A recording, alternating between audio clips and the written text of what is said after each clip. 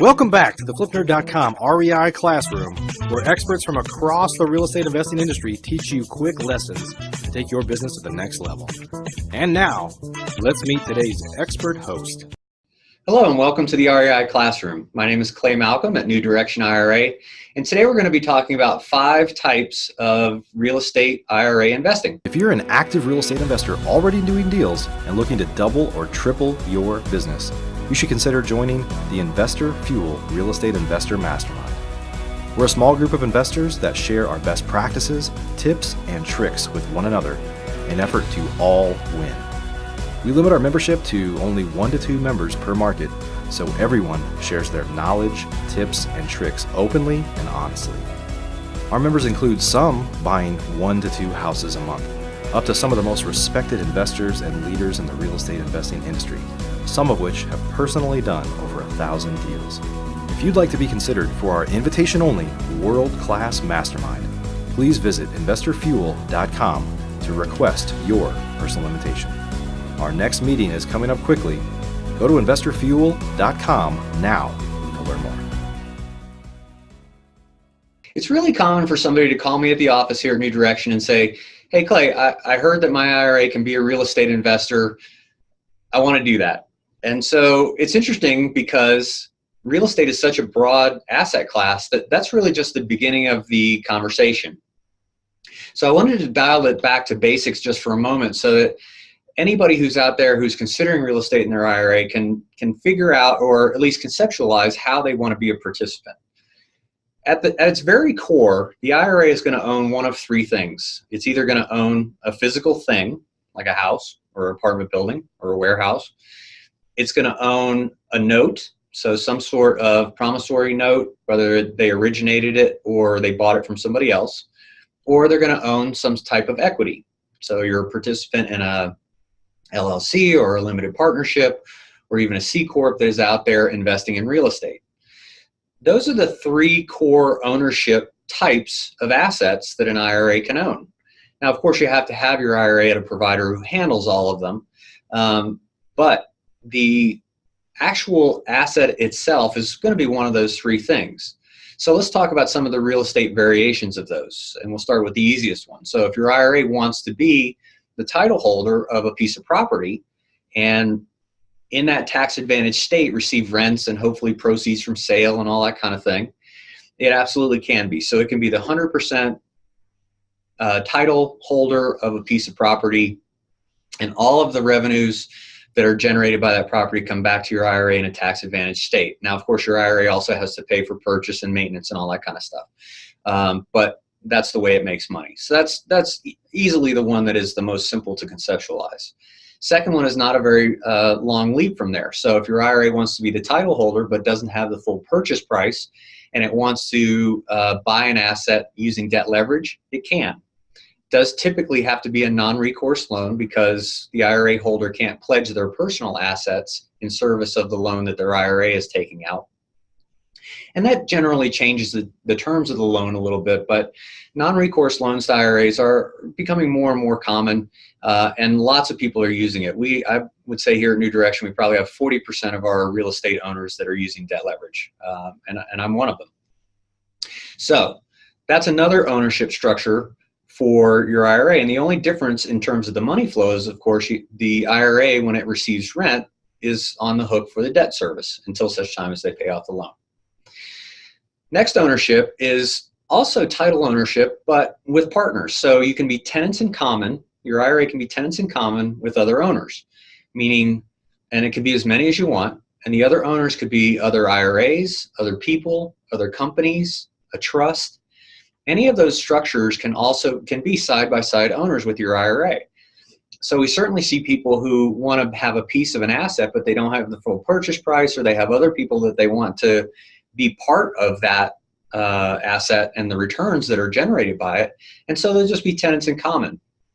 And all of that is on the title work as well. So that's another relatively direct ownership means. Now the last 2 are the other 2 ownership structures that I talked about before. So if your IRA wants to be in real estate, but really what you want it to do is be a lender, then that's obviously possible. Your IRA can be a lender. Those notes can be, if you're originating them, they can be either secured by collateral or not. So it could be bridge loans, construction loans, even mortgage type loans. So your IRA can be a lender. It has to follow all the lending rules in a particular state. But other than that, the IRS doesn't really get into restricting that very much. So your IRA makes the loan and the borrower pays it back to your IRA. All of it comes back in tax advantaged. And again, these can be notes that your IRA originates, or we do also have lots of IRA holders who are buying non-performing notes, renegotiating them and that kind of thing, auto paper, all kinds of things. So in terms of the promissory note arena, that can still be real estate investing, but just in a different ownership form. And then the last one I'll talk about, of course, is partnering via an entity. So an IRA can be an investor in an LLC or an LP or C Corp, not an S Corp, and can't be a general partner, but can be a limited partner. So in a partnership. So those entities might be collecting investors to go out and, say, buy an office building or something that none of them individually could afford. So that's another way for your IRA to be able to participate and have an ownership structure that allows you to not necessarily have the full purchase price. So you do have a lot of ways to figure out in terms of how do you want the ownership structure to be. Now, the reason that might be important is, IRA investors have a little bit of a very overt plan that is usually associated with your distribution strategy. So 59.5, the early withdrawal penalty goes away. 70.5 if you're in a pre-tax account. Then at 70.5, you'll probably have to start taking required minimum distributions. And so you have some time frames that you're looking at. So depending upon what age you are, that might have something to do with which ownership structure that you pick, because that also dictates how the money is returned to your IRA and when. So the timetable is often important. Some of these investment types incur something called unrelated business income tax. So if you use debt leverage, or if you're in certain types of entities, you might have some UBIT. If you don't want to mess with UBIT, then you might choose a different ownership structure. So that's another decision that you might think about. And then always the decision about distributions.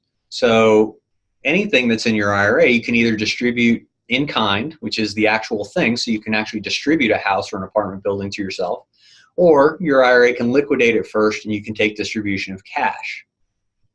And like I say, because IRAs are set up the way they are with certain rules about distributions, I do think that the time element of it is a little bit more upfront for those investors. So I encourage everybody to think about their IRA and the particular rules that are associated with it as a tool, and make sure that you think about the rules of the tool or the way that it operates, so that you pick the asset that is the best thing for you and for your overall retirement, because of course IRAs are just part of your overall financial picture. So if you have questions about this, newdirectionira.com has plenty of information, and I hope that you will take the time to do a little bit of research. You do have some great options on your plate, especially when it comes to real estate, and the real estate as an asset class is wide open to you. I hope this is helpful for you on the REI Classroom, and we'll see you next time. If you're an active real estate investor already doing deals and looking to double or triple your business, you should consider joining the Investor Fuel Real Estate Investor Mastermind. We're a small group of investors that share our best practices, tips, and tricks with one another in an effort to all win. Real estate investing can be a lonely business for successful real estate investors, but it doesn't have to be. Investor Fuel members meet 4 times a year, but we talk to each other 365 days a year, and we focus on improving the profitability of our businesses, improving the quality of our lives. That's why we do this, right? And making an impact on those around us so we can truly leave a legacy. We limit our membership to only 1 to 2 members per market, so everyone shares their knowledge, tips, and tricks openly and honestly. Our members include some buying 1 to 2 houses a month, up to some of the most respected investors and leaders in the real estate investing industry, some of which have personally done over 1,000 deals. If you'd like to be considered for our invitation-only world-class mastermind, please visit investorfuel.com to request your personal invitation. Our next meeting is coming up quickly. Go to investorfuel.com now to learn more. Please note, the views and opinions expressed by the individuals in this program do not necessarily reflect those of flipnerd.com or any of its partners, advertisers, or affiliates. Please consult professionals before making any investment or tax decisions, as real estate investing can be risky. Are you a member yet of flipnerd.com, the hottest real estate investing social community online? If not, you can join for free in less than 30 seconds and get access to hundreds of off-market deals, vendors in your market to help you in your business. And you can start networking with thousands of other investors just like you. Get your free account now at flipnerd.com. Please check out the Flipnerd family of real estate investing shows, where you can access hundreds of expert interviews, quick tips, and lessons from leaders across the real estate investing industry. They're available at flipnerd.com/shows, or simply search for Flipnerd in the iTunes store.